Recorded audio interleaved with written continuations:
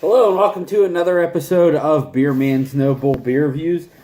Today I have I was going to say another, but I haven't done a review for these guys yet. This is from 11th Hour Brewing Company, which is also in Pittsburgh, Pennsylvania. I say also because I've done a lot of Pittsburgh reviews recently. And I just did a Cinderlands review recently, and this is literally right around the corner, like one block back from Cinderlands.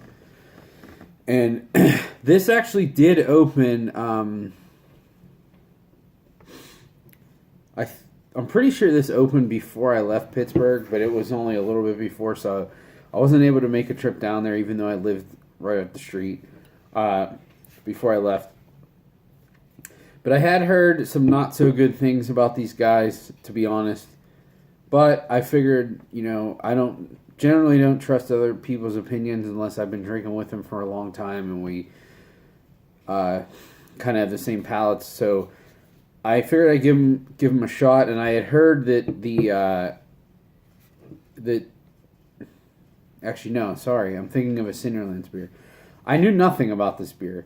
It actually just happened that I wasn't even planning on going here. I was actually going to a Cinderlands release and then going to Roundabout and Dancing Gnome.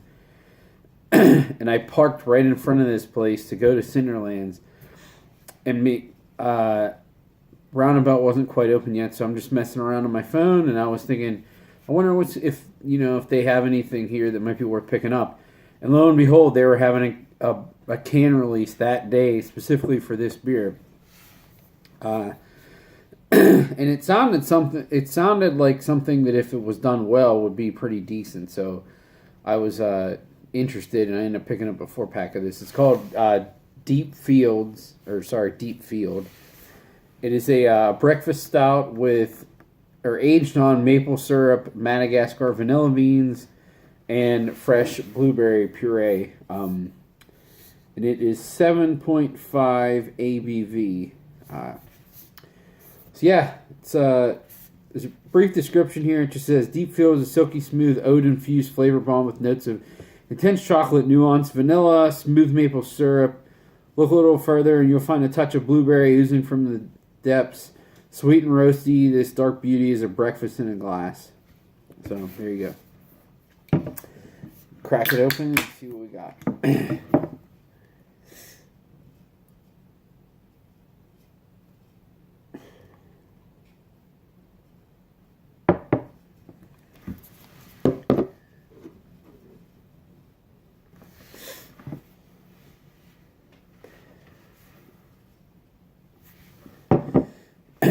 So this pours it looks pretty good in the glass. It's definitely pretty dark.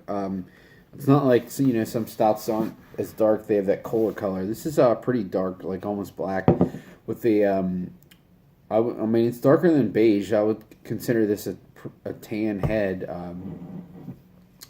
It's about a finger's worth and sticking around pretty good.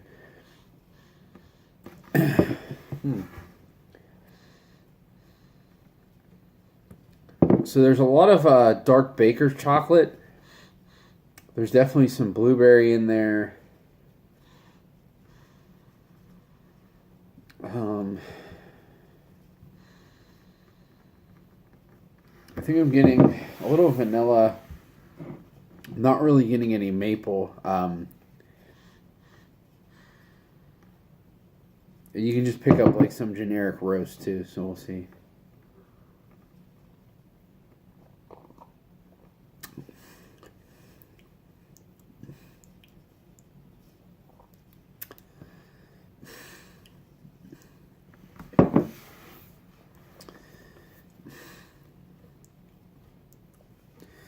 That's interesting.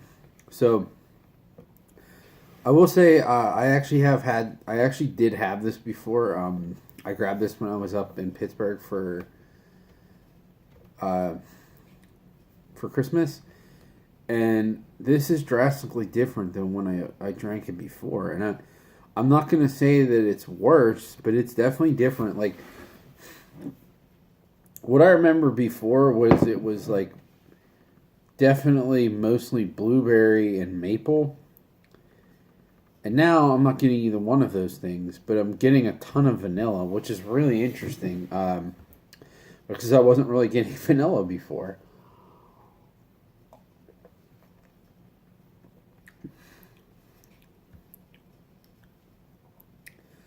I mean,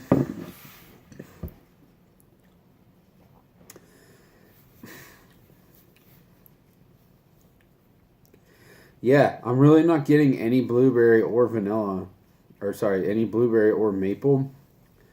Actually, that's a lie. I'm I'm picking up like now on the back end a very slight bit of blueberry. Definitely not getting any maple. Uh,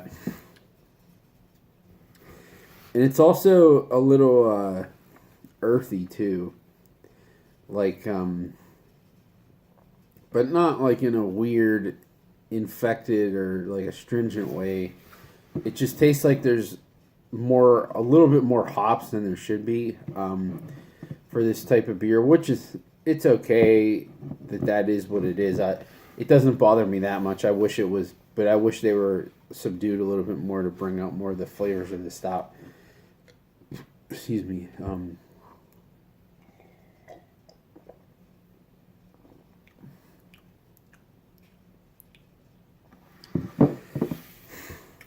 Yeah, it's really weird. Because like I said, I'm hardly getting in a blueberry, not getting any maple, but there's a lot of vanilla on the aftertaste. But the foretaste is kind of just like really muddled.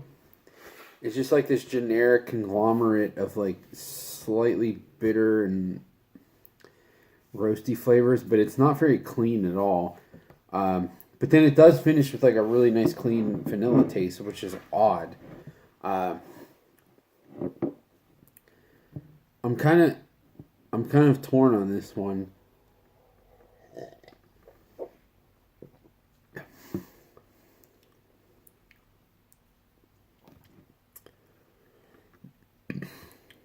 Because what I'm getting up front, I think, is what I was getting as blueberry the last time I had it.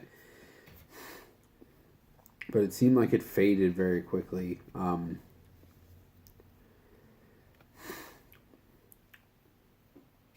Yeah.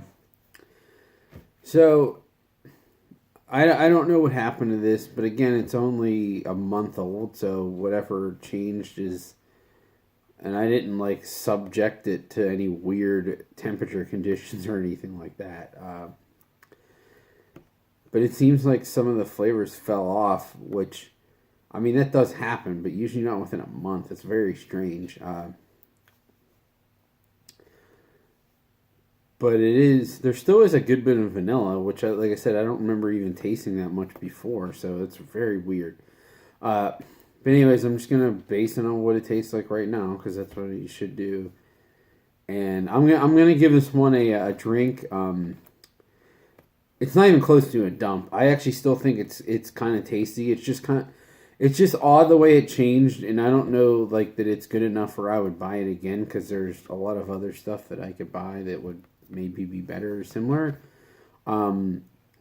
But it's absolutely not even close to a dump. It's still I'm still somewhat enjoying drinking it, and I have no problem finishing this can. So yeah, that's my thoughts on this one. But it's good enough for I'll give these guys another try. So hopefully I'll be doing another rating of them at some point in the future. So look out for that. But I think that's all I got in this one. Please like, comment, subscribe. Let me know what you think, and I look forward to doing the next one. Thanks.